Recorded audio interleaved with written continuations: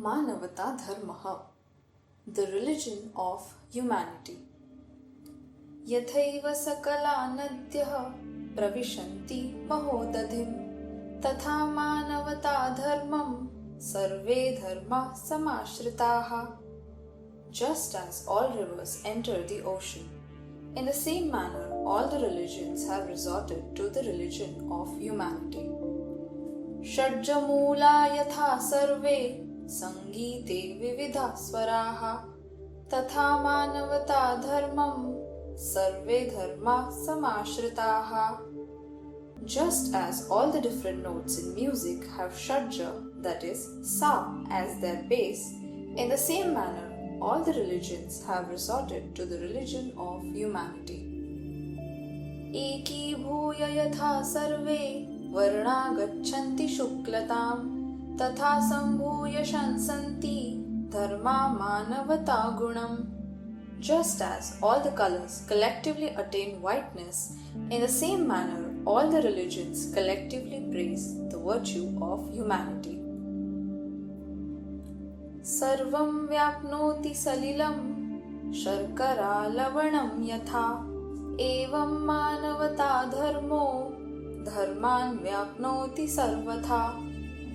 Just as sugar or salt pervades the entire water, in the same manner the religion of humanity pervades all religions in every way.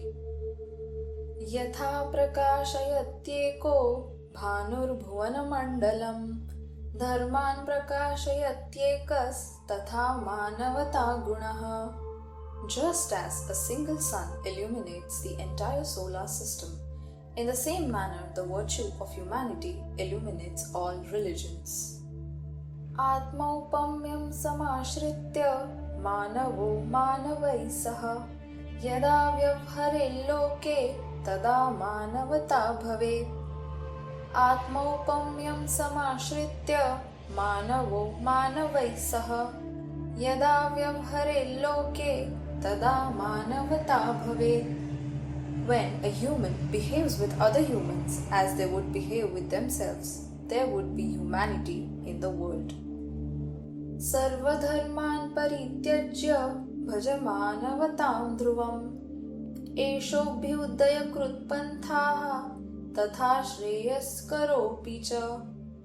सर्वधर्मान् परित्यज्य भज मानवतां ध्रुवम् एषोऽभ्युदयकृत्पन्थाः तथा श्रेयस्करोऽपि च. Leaving all religions, worship humanity with certainty. This path leads to prosperity and also welfare.